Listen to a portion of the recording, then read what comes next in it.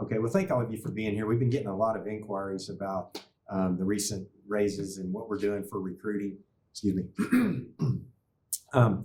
And this has been very important to us. Every agency around the country right now is struggling with recruiting. Every police department is hiring, not just in the state, but again in the country. And we're all competing for the same individuals, that are looking for police jobs. So we have to do things to make ourselves competitive. And I'll start by saying that I don't believe anyone gets into police work for the money. If they do, they're making a mistake. But when all things are equal and every department is looking to hire folks, the more you can compensate and offer better benefits, I think the more it's going to help us retain and recruit good quality individuals. And that's the goal too. We will not lower our standards to try and get recruits. We're going to do everything we can to try and make them well paid, get good benefits, and just have them be involved in an organization that cares about them. The number one thing that I think is important about what just happened with City Council approving this contract and these raises is that the City of Oklahoma City has residents and a city government that are very supportive of its police officers and public safety in general. And I think that's very important when you look around the country, and that's one of the selling points that Oklahoma City has. So just some points, kind of finer points in this. And when you're talking about recruits and bringing them in, we were able to get a 24% increase in the starting salary for incoming recruits that are in the academy. So that brings their salaries up to $61,700. Current police officers that have 2 years experience, they're going to start at $65,270, but they must go through the entire academy because so many things that we train are particular to Oklahoma City and Oklahoma statutes. And so we want to make sure they have the best training possible. So that's why they go through the academy, but they do get extra money for having that experience. Every recruit will receive a $10,000 bonus in getting through the process and joining the academy. We now have 3 police academies a year, and they're going to start in January, which we've got one starting here in just a couple of weeks, in April and in August. And so we're going to be hiring for those classes in April and August. We are hiring right now for those, and we're hoping this will help us get to that point to where those people that are on the fence and are looking at other agencies will now want to come join the Oklahoma City Police Department. We also have education incentives of $75 a month for an associate's degree, $150 a month for a bachelor's degree, and $175 a month for a master's degree. We have bilingual incentive pay for Spanish, Vietnamese, and sign language, up to $100 per pay period for advanced speakers. A take-home car program, which I'll tell you, we just recently expanded. Used to, in order to get a take-home vehicle in Oklahoma City, you had to live within the Oklahoma City limits.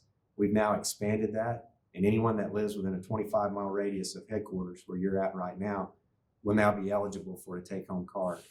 Through research that we've done, that covers the majority of our employees on the police department right now, but also it incorporates, since Oklahoma City surrounds so many metro areas, it allows folks the freedom to live in the areas that they want to live, but then also to still receive the benefit of having that vehicle. And having that vehicle out in the community, even in different areas of jurisdiction, helps with visibility, helps people see police officers more often and put more of those vehicles where they need to be in the public. So that's an advantage and something that we've just started as well.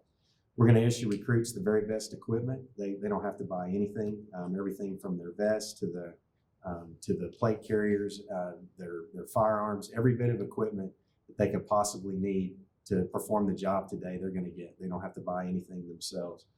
We also have tuition reimbursement up to $1,250 a semester to help with those that are still working on getting their education. And we do encourage that. You don't have to have a degree to get on the Oklahoma City Police Department, but once you get on, we want to help you get that degree because we want our people to have all the benefits and opportunities that they can, in order to make our organization better as well.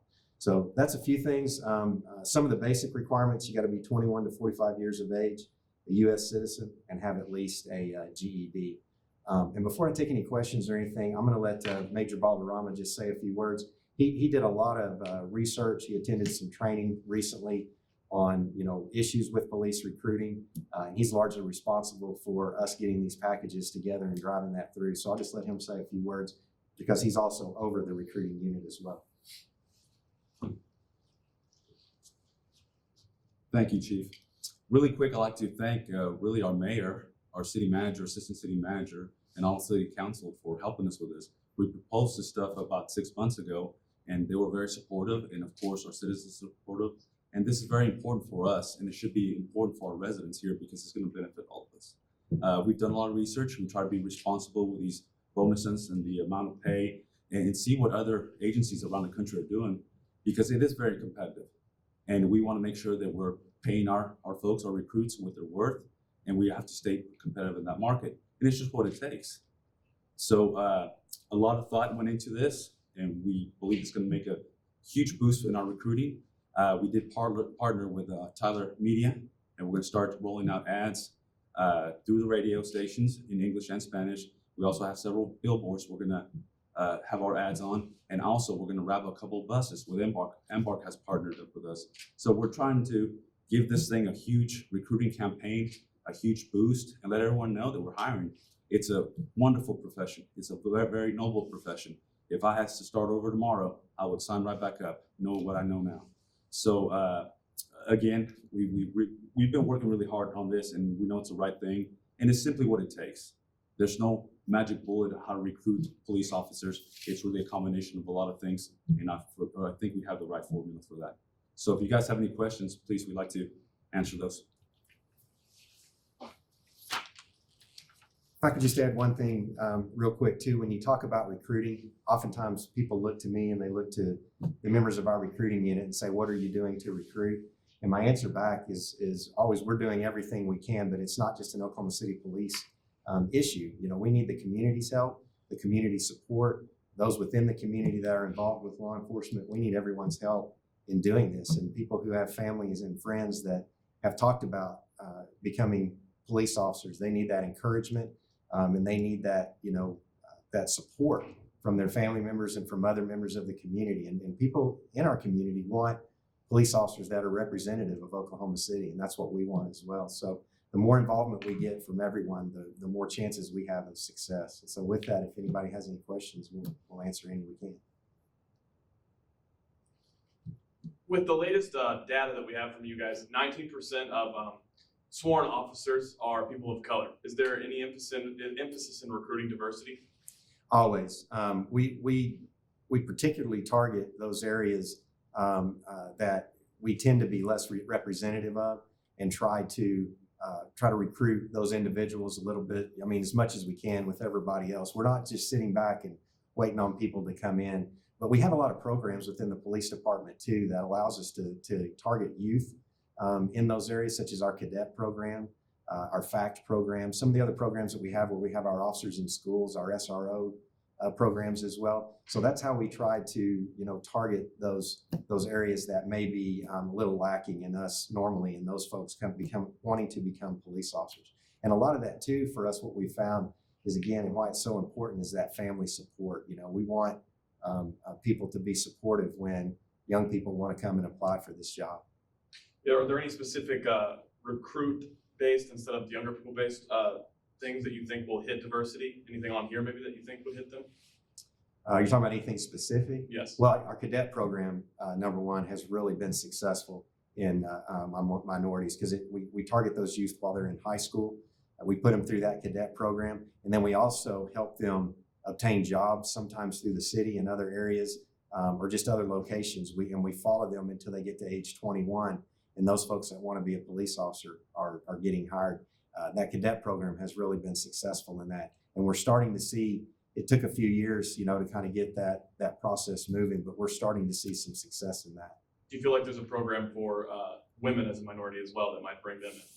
I think our best recruiters are our own police officers. And, these ladies over here do an outstanding job of recruiting. And I think seeing them in uniform, and that's the thing for us too, is we have not had a real problem in recruiting women. Our last few classes have had several women that have joined the police department, and I mean, we're all wearing the same uniform, doing the same job, and having that different perspective is very helpful.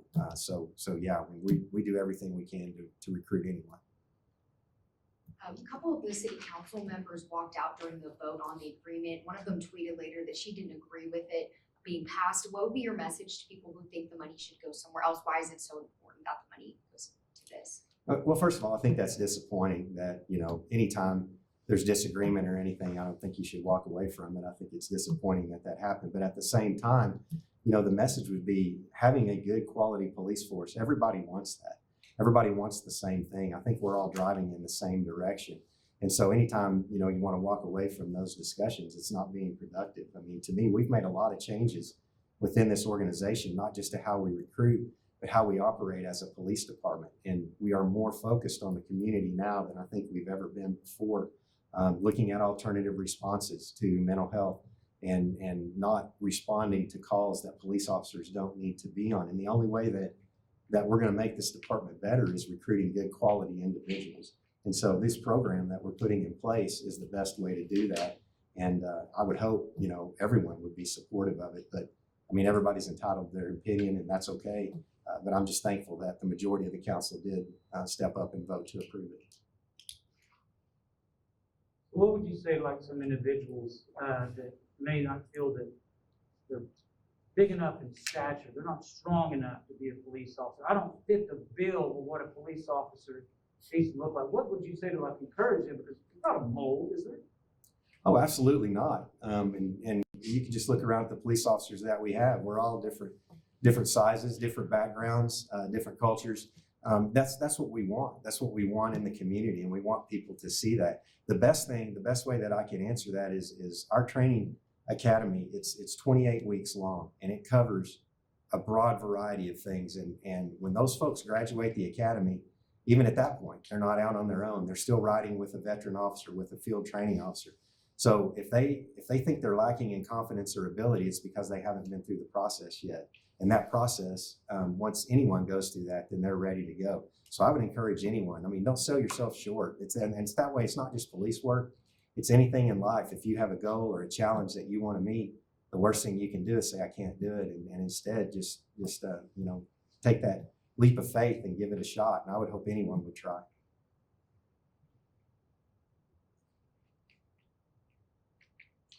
Are you worried that the DOJ investigation could hurt recruiting?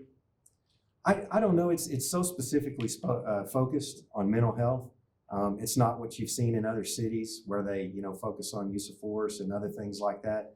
They've told us right now they're specifically focused on mental health, which is something we all want help with. We don't want police officers responding to mental health calls unless we absolutely have to. And the thing is, these investigations are going on all over the country, in lots of major cities, major city police departments. And so I don't think that it hurts us because we stand on what we do as an organization. I'm very confident in our police department, in our policies and our procedures, the way we handle things. We're a very professional organization with very professional men and women employed here. And I think that's what sets that standard. And when people start looking for jobs and they start looking at an organization, that's what they're going to look at as much as anything.